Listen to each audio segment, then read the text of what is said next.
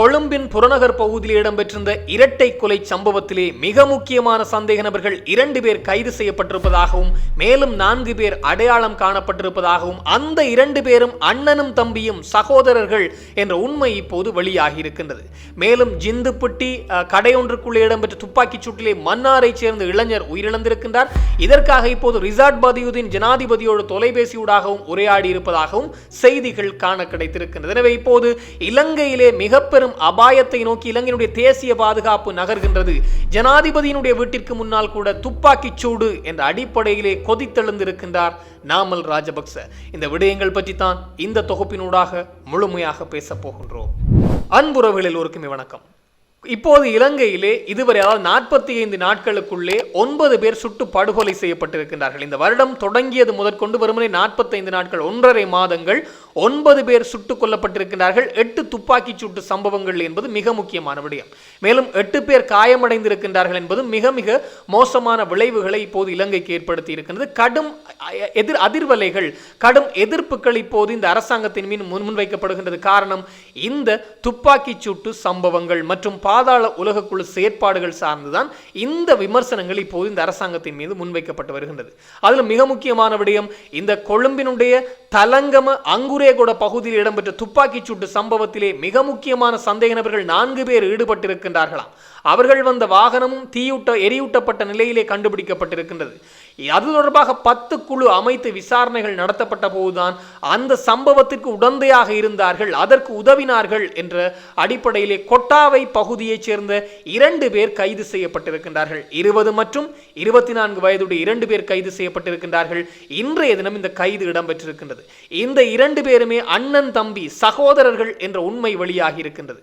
அவர்களிடமிருந்து ஒரு கார் ஒன்றும் பறிமுதல் செய்யப்பட்டிருப்பதாகவும் இந்த காரும் கொலை சம்பவத்துக்கு தொடர்புடையது, கொலை சம்பவத்துடன் தொடர்புடைய வாகனம் தான் என்ற அடிப்படையிலே தான் அது பறிமுதல் செய்யப்பட்டிருப்பதாகவும் இப்போது அந்த 2 பேரிடமும் கடும் விசாரணைகள் நடத்தப்பட்டு வருகின்றது. அந்த 2 பேரிடம் நடத்தப்படுகின்ற கடும் விசாரணைகளிலே இந்த கொலையின் பின்னால் இருந்த அந்த வாகனத்திற்குள்ளே இருந்த 4 பேர் யார் என்ற உண்மைகள் மிக விரைவிலே நாளை அல்லது நாளை மறுதினம் அல்லது இந்த வாரத்திற்குள்ளே அவர்களையும் கைது செய்வதற்கான ஏற்பாடுகள் இடம்பெற்று வருவதாக போலீஸ் தரப்பு குறிப்பிட்டிருக்கின்றார்கள். எனவே இதுதான் கொலை சம்பவம் என்று பார்த்தால் இந்த வருடம் தொடங்கி 45 நாட்களுக்குள்ளே 9 மரணங்கள். அதுவும் நேற்று முன்தினம் கூட ஒரு துப்பாக்கிச் சூடு இடம்பெற்றிருந்தது. இந்த சிகை அலங்கார நிலையம் தலைமுடி வெட்டுகின்ற கடைக்குள்ளே தான் இந்த துப்பாக்கிச் சூடு இடம்பெற்றிருந்தது. இந்த துப்பாக்கிச் சூட்டிலே கடை உரிமையாளர், அங்கே தலைமுடி வெட்ட சென்றவர்கள் என்று 4 பேர் படுகாயமடைந்திருக்கின்றார்கள். ஒரு இளைஞர் மரணம் அடைந்திருக்கின்றார். இவர் பாதாள உலகக்குழு செயற்பாடுகளோடு தொடர்புடையவர் தானா என்று பார்த்தால் இல்லை, மாறாக தலைமுடி வெட்டுவதற்காக அந்த கடைக்கு சென்றதுதான் அவர்கள் செய்த மிக பெரும் தவறு. எனவே அந்த இடத்திற்கு சென்ற வேளையிலே துப்பாக்கி தாரிகள் கடைக்குள்ளே புகுந்து துப்பாக்கிச் சூட்டை நடத்தி இருக்கின்றார்கள். அப்படி துப்பாக்கிச் சூட்டை நடத்திய இடத்திலே தான் மன்னார் பண்டாரவளி வெளிமனை பகுதியைச் சேர்ந்த ஒரு இளைஞர் உயிரிழந்திருக்கின்றார். எனவே அவருக்காக இப்போது குரல் கொடுக்க ஆரம்பித்திருக்கின்றார்கள். காரணம், இதற்கு முன்னர் பாதாள உலக செயற்பாடுகள் பாதாள உலகக்குழுவோடு தொடர்புடையவர்களோடு இடம்பெற்றுக் கொண்டிருந்தது. அல்லது பாதாள உலகக்குழுவுக்கு ஆதரவு வழங்கிய இன்னும் ஒரு தரப்பினருக்கும் மிக முக்கியமாக அவர்களுக்கு உடந்தையாக இருந்தார்கள் அல்லது அவர்களோடு தொடர்பிலே இருந்தார்கள் என்ற அடிப்படையிலே கொலை சம்பவங்கள் இடம்பெற்று வந்தது. குறிப்பாக 13ஆம் தேதி இடம்பெற்ற கொலை சம்பவம் சட்டத்தரணி கூட இந்த பாதாள உலக குழுவினுடைய ஒரு குழுவோடு தொடர்பிலே இருந்தார். அந்த குழு சார்ந்த கரந்தனிய சுத்தா என்ற குழு சார்ந்த சட்ட விடயங்களை இவர் தலையிட்டு வந்தார் என்றும் அது தொடர்பாக உண்மைகளை சொன்னதால் தான் சுட்டுக் கொல்லப்பட்டார் என்ற செய்தி வெளியாகி இருந்தது. ஆனால் இந்த மன்னாரை சேர்ந்த இளைஞர் எந்தவித பாதாள உலகக்குழு செயற்பாடுகளிலும் ஈடுபடவில்லை. மாறாக தன்னுடைய வேலை நிமித்தம் கொழும்பிலே தங்கி இருக்கின்றார். வீடு திரும்புவதற்காக மன்னார் இந்த வெளிமனை பகுதிக்கு வருவதற்காக அவர் தலைமுடி வெட்டுவதற்கு அந்த கடைக்கு சென்றிருக்கின்றார். சென்ற வேளையிலே தான் இந்த மரண சம்பவம் இடம்பெற்றிருப்பதாக இப்போ இந்த கொலை சம்பவம் இடம்பெற்றிருப்பதாகவும் சொல்லப்பட்டிருக்கின்றது. மேலும் 4 பேர் காயமடைந்திருக்கின்றார்கள். அவர்களும் மிக மோசமான நிலையில் இருப்பதாகத்தான் செய்திகள் வெளியாகி இருக்கின்றன. எனவே இப்போது இந்த அரசாங்கத்தின் மீது கடும் விமர்சனங்கள் முன்வைக்கப்பட ஆரம்பித்திருக்கின்றது. குறிப்பாக எதிரணியினர், அதுவும் இந்த சஜித் பிரேமதாஸ் ஒரு விடயத்தை குறிப்பிட்டிருக்கின்றார். தேசிய பாதுகாப்பை இந்த அரசாங்கம் கோட்டை விட்டு விட்டது.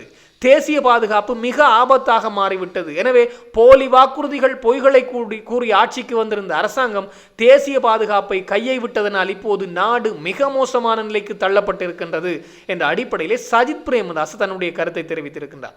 இன்னும் ஒருவர் அடுத்த எதிர்க்கட்சி என்று பார்த்தால் இந்த நாமல் ராஜபக்சவும் ஒரு விடயத்தை கருத்தை சொல்லியிருக்கின்றார். இந்த இரட்டை படுகொலை இடம்பெற்றது. சட்டத்தரணியும் மனைவியும் கொல்லப்பட்டது அனுரகுமார் திசாநாயக் அவர்கள் வசிக்கின்ற அந்த பகுதிதான். அந்த பகுதியிலே கூட இவ்வளவு பாதுகாப்பு அலட்சியம் இருக்கின்றது என்றால், அதுவும் ஜனாதிபதி வசிக்கின்ற பகுதியிலே பாதுகாப்பு அலட்சியம் இருக்கின்றது என்றால், அவருடைய வீடு அமைந்திருக்கின்ற பகுதிக்குள்ளே தான் அந்த துப்பாக்கி சூடு நடத்தப்பட்டது என்றால் நாட்டினுடைய நிலையை யோசித்து பாருங்கள். எனவே ஒரு ஜனாதிபதியுடைய வீடு இருக்கின்ற இடம் கூட இப்படியான துப்பாக்கி சூட்டுக்கு நடக்கின்றது என்றால் நாட்டிலே ஏனைய பகுதிகளை வாழ்கின்ற மக்களை பற்றி சிந்தித்து பாருங்கள் என்ற அடிப்படையிலே இப்போது நாமல் ராஜபக்ச தன்னுடைய கருத்தை முன்வைத்திருக்கின்றார். எனவே தேசிய பாதுகாப்பு கோட்டை விடப்பட்டிருக்கின்றது. நாட்டிலே பாதாள உலக குழு செயற்பாடு தலை தூக்கி ஆடுகின்றது. எல்லாத்தையும் நாங்கள் தடுத்து விட்டோம், நிறுத்தி விட்டோம் என்று ஆட்சிக்குள்ளே வந்திருந்த இந்த மார்தட்டிய இந்த அரசாங்கம் இப்போது தேசிய பாதுகாப்பிலும் சரி பாதாள உலக குழு செயற்பாடுகளிலும் தோற்றுவிட்டார்கள் என்ற அடிப்படையிலே நாமல் ராஜபக்சவும் வாய்க்கு வந்தபடி கத்தி தீர்த்திருக்கின்றார் என்பதுதான் உண்மையான விடயம். மேலும் இப்போது ஐக்கிய தேசிய கட்சியிலும் இருந்தும் ஒரு மிக மிக முக்கியமான ஒரு அறிக்கை ஒன்று வெளியாகி இருக்கின்றது. குறிப்பாக அவருடைய அந்த இரட்டை படுகொலையிலே கொல்லப்பட்ட சட்டத்தரணி மற்றும் மனைவியினுடைய அந்த படுகொலைக்கு கண்டன அறிக்கை ஒன்று வெளிப்படுத்தி இருக்கின்றார்கள். உடனடியாக இந்த பாதாள உலகக்குழு செயற்பாடுகள் நிறுத்தப்பட வேண்டும் என்ற அடிப்படையிலே ஐக்கிய தேசிய கட்சி வட்டாரங்களும் இப்போது சொல்லியிருக்கின்றார்கள். இப்போது இந்த அரசாங்கத்திற்கு கடும் அழுத்தங்கள் செல்கின்ற ஒரு விடயம் என்றால் உடனடியாக துப்பாக்கிச்சூடு நிறுத்தப்பட வேண்டும் அல்லது இந்த துப்பாக்கிச்சூடு விடயம் சார்ந்து கடும் நடவடிக்கைகள் எடுக்கப்பட வேண்டும் என்பதுதான் இந்த அரசாங்கத்திற்கு இப்போது கடுமையாக விடுக்கப்படுகின்ற அழுத்தமாக இருக்கின்றது. அதுவும் இன்றைய தினம் சட்டத்தரணிகள் சங்கம் இந்த பணி புறக்கணிப்பில் ஈடுபட்டிருந்தார்கள். பணி புறக்கணிப்பில் ஈடுபட்டது மாத்திரமல்லாமல் போராட்டங்களையும் பல இடங்களிலே மேற்கொண்டிருக்கின்றார்கள். இதற்கு காரணம் கடந்த 13ஆம் தேதி சட்டத்தரணியும் அவருடைய மனைவியும் படுகொலை செய்யப்பட்ட விடயம் சார்ந்துதான். அதனை மையமாக கொண்டுதான் இன்றைய தினம் பணி புறக்கணிப்பிலே ஈடுபட்டிருக்கின்றார்கள். இன்று எந்த இடத்திலுமே சட்டத்தரணிகள் தங்களுடைய பணியிலே ஈடுபடவில்லை என்ற உண்மை வெளியாகி இருக்கின்றது. எனவே அவர்கள் கடும் அழுத்தத்தை அரசுக்கு கொடுத்திருக்கின்றார்கள். உடனடியாக இந்த பாதாள உலக குழு செயற்பாடுகள் நிறுத்தப்பட வேண்டும். அத்தோடு இப்படியாக சட்டம் சார்ந்த சட்டவாளர்கள் மீதும் சட்டம் சார்ந்து செயற்படுகிறவர்கள் மீதும் இப்படியான தாக்குதல்கள் நடத்தப்படுகின்ற போது அச்சுறுத்தல்கள் இருக்கின்ற போது இலங்கையுடைய சட்டமே மிக மோசமான நிலைக்கு தள்ளப்படும் என்ற அடிப்படையிலே அவர்கள் எச்சரிக்கை விடுத்திருக்கின்றார்கள். உடனடியாக இதற்கான நீதி நிலைநாட்டப்பட வேண்டும். இந்த கொலைக்கு மாத்திரமல்ல இலங்கை முழுவதுமே இது சரியான ஒரு நீதி நிலைநாட்டப்பட வேண்டும் என்ற அடிப்படையில் அழுத்தம் கொடுத்திருக்கின்றார்கள்.